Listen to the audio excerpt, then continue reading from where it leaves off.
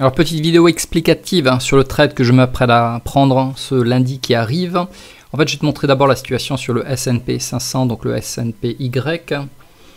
Voilà, donc comme tu le vois en fait on est dans une sorte de canal descendant. En fait là on avait un plus haut, un plus haut, un plus haut et ça l'a bien respecté.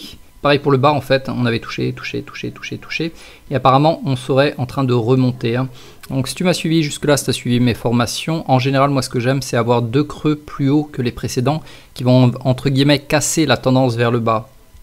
Et donc si on le regarde, là en fait on a un premier creux qui commence à monter et un deuxième creux en fait qui a été validé hier, ou plutôt avant-hier, donc c'était vendredi. Et pareil, si tu as du mal en fait à les voir avec les bougies, ce que tu peux faire, tu transformes en fait les bougies, pardon, hop, c'est ici, en ligne droite. Et là effectivement tu vois en fait on a un creux qui est plus haut que le précédent, ici, et un deuxième creux qui est plus haut que le précédent. Donc voilà, on a les deux creux de plus en plus haut, donc qui vont inverser la tendance. Après il faut savoir qu'on est toujours en tendance négative, quand tu regardes sur la tendance générale, on est vraiment sur un canal baissier qui risque de continuer vers la baisse en fait pendant quelques mois apparemment, donc ça on le sait jamais, mais il faut toujours trader dans le sens de la tendance. Donc la tendance va vers le négatif, néanmoins on vient de la casser entre guillemets avec un potentiel de hausse. Et je vais te montrer en fait là où ça risque de monter éventuellement. Tout ce que je te dis naturellement ce sont des hypothèses basées sur les analyses graphiques qui sont assez récurrentes. Et en général, ce genre de, on appelle ça une pattern en fait, ce genre de figure. Moi, j'ai fait des tests depuis 2000, de l'année 2000 jusqu'à l'année 2022, donc au total 23 ans. Et en général, on tourne à du 68% de chances de réussite pour ce trade. Donc ça marche pas mal. Néanmoins, il y a le risque, donc c'est pour ça que je vais te montrer après le calculateur de position pour entrer dans ce trade, que moi je vais faire ici avec le TQQ, donc je le fais en x3, j'utilise le Nasdaq x3. Voilà, donc également je te montre le potentiel on va dire. Donc souvent on parle de tête et épaule, voilà, je sais pas si tu connais cette figure qui est assez populaire. En fait ça tu as l'épaule, ici tu as la tête, et finalement tu as l'épaule.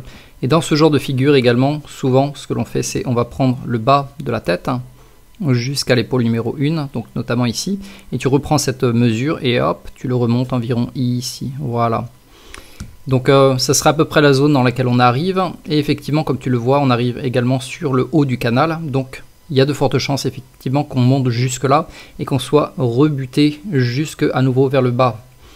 Une autre chose à voir, c'est qu'ici il y avait ce qu'on appelle un gap, c'est-à-dire qu'entre la fermeture de cette bougie, et l'ouverture de celle suivante, il y a eu un écart, c'est-à-dire qu'il y a un creux à remplir, et souvent en fait les creux sont souvent remplis, et c'est là où justement on arrive dans cette mesure. Donc il y a de fortes chances effectivement qu'on tape environ là où tu vois ma souris là, sur le S&P, et ensuite qu'on soit repoussé vers les plus bas. Également tu vois la moyenne mobile 200 en rouge, qui risque de servir comme résistance. Donc ça veut dire qu'il y a de fortes chances qu'on monte environ jusque là, ça va prendre quelques jours voire quelques semaines environ ici dans cette zone, et bam on soit rejeté à nouveau vers une nouvelle descente. Donc ce trade est intéressant parce qu'effectivement si on rentre maintenant, on peut faire quand même donc de là environ jusque là. Donc ça sera du 9% sur le S&P, mais moi je le trade avec du TQQ, c'est-à-dire du x3 en Nasdaq, donc au lieu de faire du 8 et quelques pourcents, on fera plutôt dans du 30%, voilà pour ce trade. Et pour le Nasdaq, donc ça c'est le QQQ, je te le montre pas, je te montre plutôt le TQQ en fait. On a la même configuration, c'est-à-dire qu'on a un premier creux ici, qui est plus haut, et un deuxième creux également qui a été validé, également on passe au-dessus de la moyenne mobile 20. Donc voilà mes points d'entrée. En fait moi je vais prendre le sommet de cette bougie qui est légèrement plus haute. Donc là en fait tu vois le H c'est le haut. Donc en fait je vais rentrer à 0,01 $ au-dessus de ce point culminant. Donc le point culminant était à 21 $. Donc moi je vais rentrer, je fais une offre d'achat en fait à 21,01 $. Et pour le stop loss je vais le mettre en dessous du point le plus bas en fait de cette bougie. Donc là le point le plus bas c'est le B, tu regardes ici.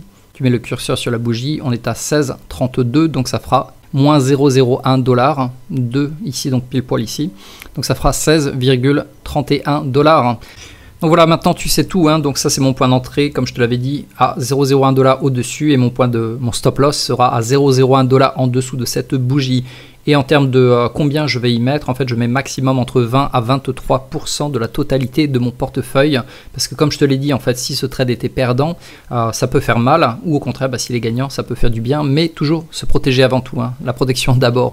Donc maximum entre 20 à 23% de mon argent sur ce trade, et ensuite comme je te l'avais montré, on va le vendre aux alentours de, si je te remontre le S&P, quand on aura atteint environ cette zone. Dans cette zone, je vais commencer en fait à regarder est-ce qu'on aura une divergence sur le RSI que tu vois en dessous. Si on a une divergence, effectivement, je vais vendre immédiatement la totalité, ou au contraire, si on arrive trop vite, trop violemment dessus, également je vendrai la totalité dans cette zone-là. Donc voilà, tu sais tout sur ce trade que je vais prendre lundi. Si tu as la moindre question, si tu ne comprends pas comment je calcule mon nombre de positions ou qu'est-ce que le RSI également, n'hésite surtout pas à me poser des questions dans le chat en dessous de cette vidéo.